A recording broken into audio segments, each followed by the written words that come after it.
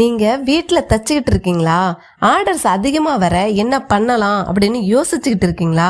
இன்றைக்கி நான் சொல்ல போகிற இந்த 2 சிம்பிள் ட்ரிக்கை யூஸ் பண்ணிங்கன்னா நம்ம டெய்லரிங் பிஸ்னஸில் ஆர்டர்ஸும் கஸ்டமரும் நிச்சயமாக இன்க்ரீஸ் ஆவாங்க ஃப்ரெண்ட்ஸ். பிகினராக இருக்கக்கூடிய பெண்களுக்கு பிக்கெஸ்ட் ப்ராப்ளம் என்ன தெரியுமா ஃப்ரெண்ட்ஸ்? கஸ்டமரு ஒருத்தர் 2 பேர் தான் வருவாங்க, ரிப்பீட் ஆர்டர் வராது, மார்க்கெட்டிங்கும் அவங்களுக்கு பண்ண தெரியாது. ஏன்னா அவங்க பிகினர் புதுசாக இருப்பாங்க, சரிங்களா?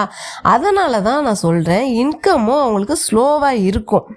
ஆனால் பெரிய இன்வெஸ்ட்மெண்ட் இல்லாமையே நம்மளால் ஸ்மால் ஐடியாஸ் யூஸ் பண்ணி பிஸ்னஸ் க்ரோ பண்ண முடியும், சரிங்களா?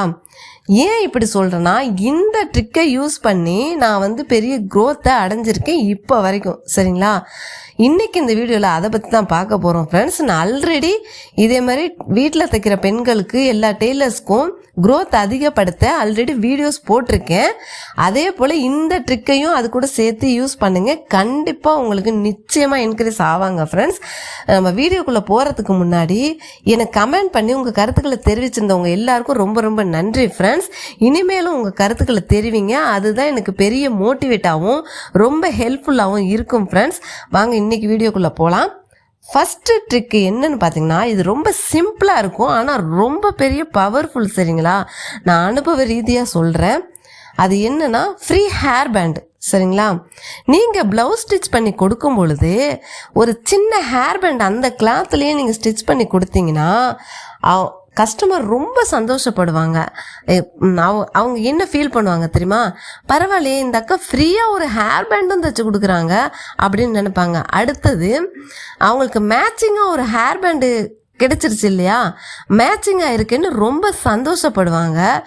இதுக்கு ஆகிற செலவும் நமக்கு அதிகம் கிடையாது. எங்கள் ஏரியாவில் பார்த்தீங்கன்னா 6 ரூபாயிலேருந்து 10 ரூபா வரைக்கும் அதுக்கு உண்டான எலாஸ்டிக் 1 மீட்டருக்கு விற்கிறாங்க. அதனால் இதில் நம்ம கொஞ்சமாக தான் ஒரு ஹேர் பேண்டுக்கு நமக்கு எலாஸ்டிக் யூஸ் ஆகும்.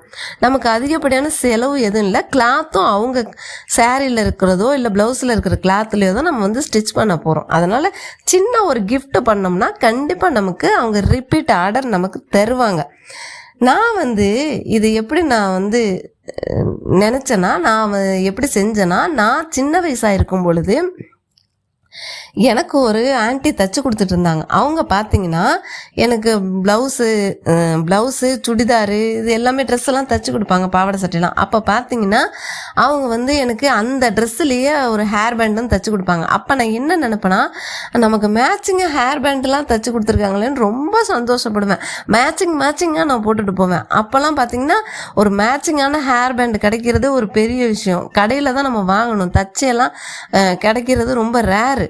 அப்போ என் ஃப்ரெண்ட்ஸ் எல்லாம் கேட்பாங்க, எப்படி உனக்கு மட்டும் ட்ரெஸ்ஸுக்கு மேட்சிங்காக ஹேர் பேண்டு கிடச்சிச்சு, நீ எந்த கடையில் வாங்கினேன்னு? நான் கடையில் வாங்கலை, இந்த மாதிரி இந்த ஆன்ட்டி தான் தைச்சி கொடுத்தாங்கன்னு சொல்லியிருக்கேன். என் ஃப்ரெண்ட்ஸும் அங்கே போய் தைச்சிருக்காங்க. இப்போ இதுலேருந்து என்ன தெரியுது? நியூ கஸ்டமரும் கிடச்சிருக்காங்க, நானும் ரிப்பீட் ஆர்டர் அவங்களுக்கு கொடுத்துருக்கேன். சின்ன வயசில் அவங்கக்கிட்ட தான் நான் தப்பேன்னு சொல்லி போய் தப்பேன் நான், சரிங்களா? அப்போதான் நான் கற்றுக்கிட்டு பிகினராக இருக்கும் பொழுது நம்ம யோசித்து பார்த்தேன், நம்ம ஏன் இது மாதிரி ஹேர் பேண்டு தைச்சி கொடுக்கக்கூடாது? அந்த ஆன்ட்டிக்கிட்ட நம்ம எப்படி போகணும்? இந்த ஹேர் பேண்டுக்காக வேண்டி தானே போகணும். அப்போ இதே மாதிரி நம்மளும் தைச்சி கொடுத்தா நம்மகிட்ட கஸ்டமர் வருவாங்களே அப்படின்னு சொல்லி யோசித்து நான் கற்றுக்கிட்ட இன்ஸ்டியூட்டில் போய் நான் திரும்ப இதே மாதிரி கற்றுக்கிட்டேன் ஹேர் பேண்டை. அப்போ ஸ்டார்டிங்கில் கற்றுக்கிட்டு நான் அப்புறம் இதே மாதிரி தைச்சி கொடுக்குறேன். இப்போ வரைக்குமே எனக்கு பார்த்திங்கன்னா, எனக்கு மயிலாடுதுறையிலேருந்தும் சென்னையிலேருந்தும் இருக்கிற கஸ்டமர் பார்த்திங்கன்னா இப்போ வரைக்கும் அவங்க ஆன்லைன் கஸ்டமர் தான். நான் இன்ஸ்டாவில் ஆட் கொடுக்கும்பொழுது இப்படி தான் கொடுத்தேன், ஹேர் பேண்டும் உங்களுக்கு தைச்சி தருவோம் அப்படின்னு சொல்லி. எனக்கு இன்ஸ்டா மூலமாக தான் அவங்க வந்தாங்க. அவங்க இப்போ வரைக்குமே என்னட்ட ஹேர் பேண்டு கேட்பாங்க, அக்கா ஹேர் பேண்டு வந்துடணும் அப்படின்னு சொல்லி. அவங்க ஹேர் பேண்டுக்காகவே வந்த கஸ்டமர், சரிங்களா? அதனால தான் அவங்கள குறிப்பிட்டு நான் சொல்கிறேன். அதனால் இப்போ வரைக்குமே எனக்கு அது சக்ஸஸ் கொடுக்குது. இந்த ஹேர் பேண்டு பார்த்திங்கன்னா நமக்கு ரிப்பீட் ஆர்டர் வரத்துக்கு உண்டான ஒரு சீக்ரெட், சரிங்களா? நான் இதை ஒரு கஸ்டமராகவும் இதை நான் ஃபீல் பண்ணியிருக்கேன் சின்ன வயசில். இப்போ ஒரு டெய்லராக இருந்து கஸ்டமர்கிட்ட நான் இதை செய்யும் பொழுது அதையும் நான் ஒரு டெய்லராக ஃபீல் பண்ணியிருக்கேன்.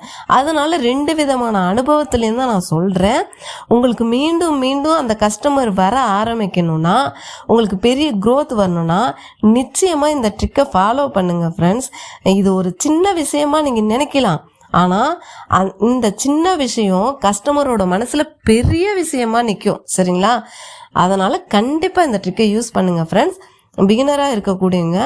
அடுத்து 2வது ட்ரிக் என்னன்னு பார்த்தீங்கன்னா, இது உங்களுக்கு நியூ கஸ்டமரை கண்டிப்பாக கொண்டு வரும். அது வந்து ஷாப் நேம் பேக். சரிங்களா? நீங்கள் ஸ்டிச் பண்ணி கொடுக்கும்போது அந்த ப்ளவுஸை ஒரு வெறும் சாதாரண ஒரு நார்மல் கவரில் போட்டு கொடுக்காம உங்கள் கடையோட பேரை பிரிண்ட் பண்ண ஒரு கவரில் வச்சு கொடுத்தீங்கன்னா உங்களுக்கு வந்து ஒரு 3 அட்வான்டேஜ் கிடைக்கும். சரிங்களா?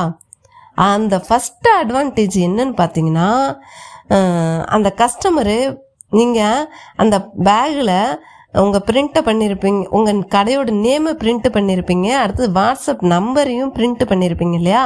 அதை அவங்க எங்கெல்லாம் எடுத்துகிட்டு போகிறாங்களோ, எந்த ஊருக்கெல்லாம் போகிறாங்களோ அங்கெல்லாம் இந்த பையை பார்க்குறவங்க எல்லாருக்கும் உங்களை தெரியும், எல்லாரும் தெரிஞ்சுக்குவாங்க. நீங்கள் ஊராக போய் போஸ்டர் அடித்து ஒட்டணும், நம்ம வந்து அட்வர்டைஸ்மெண்ட் கொடுக்கணும் அப்படிங்கிற அவசியமே இல்லை.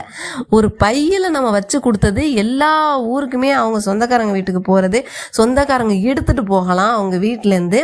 அப்போ அது மூலமாக உங்களுக்கு ஃப்ரீயான இந்த பை மூலமாக ஒரு அட்வர்டைஸ்மெண்ட் கிடச்சிரும். சரிங்களா?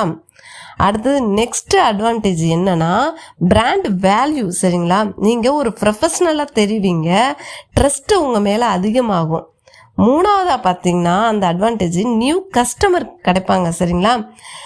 அப்போ கேட்பாங்க, இந்த ப்ளவுஸை எங்கே ஸ்டிச் பண்ணீங்க அப்படிங்கும் போது அவங்க ஈஸியாக அந்த பையில் இருக்கிற நம்பரு, அவங்க அந்த கஸ்டமர் கூட அவங்க நம்பரை விசிட்டிங் கடைங்க அடிச்சிருக்கலாம். அப்போ உங்கள் பையன் மூலமாக தெரிஞ்சுக்குவாங்க. ரிப்பீட் ஆர்டர் வர்றதுக்கு ரொம்ப ஹெல்ப்ஃபுல்லாக இருக்கும். உங்கள் நேம் ரொம்ப ரீச் ஆகும். இதனால் இது வந்து நம்ம பெரிய அட்வர்டைஸ்மெண்ட், ஒரு விளம்பரம் நம்ம வந்து கொடுக்குற மாதிரி ஆகும். சரிங்களா? அதனால் கண்டிப்பாக இந்த ட்ரிக்கை யூஸ் பண்ணுங்கள். நம்மளால் ஒரு பெரிய ஒரு கடையை ஓப்பன் பண்ண முடியலனாலும் இந்த மாதிரி ஸ்மால் ஐடியாவை யூஸ் பண்ணோம்னா நம்ம பிஸ்னஸை பெருசாக வளர்த்துக்கலாம் ஃப்ரெண்ட்ஸ். ஆனால் டெய்லரிங்லேயும் சரி, எந்த பிஸ்னஸ்லையும் சரி, நம்ம கன்சிஸ்டன்சி ரொம்ப முக்கியம். சரிங்களா? கஸ்டமரோட சாட்டிஸ்ஃபேக்ஷனும் ரொம்ப ரொம்ப முக்கியம். சரிங்களா? இந்த 2 ட்ரிக்கை நீங்கள் ஃபாலோ பண்ணிங்கன்னா நிச்சயமாக டிஃப்ரென்ஸ் தெரியும் ஃப்ரெண்ட்ஸ். இந்த வீடியோ உங்களுக்கு யூஸ்ஃபுல்லாக இருந்துச்சுன்னா லைக் பண்ணுங்கள், ஷேர் பண்ணுங்கள். மேலும் இந்த மாதிரி டெய்லரிங் வீடியோஸ் அப்புறம் எம்ப்ராய்டரி வீடியோஸ்லாம் வேணும்னா நம்ம சேனலை சப்ஸ்கிரைப் பண்ணிக்கோங்க. அப்புறம் நம்ம டெய்லரிங் அண்ட் எம்ப்ராய்டரி பண்ணுறோம். உங்களுக்கு விருப்பம் இருந்துச்சுன்னா டிஸ்கிரிப்ஷனை பாருங்கள் ஃப்ரெண்ட்ஸ்.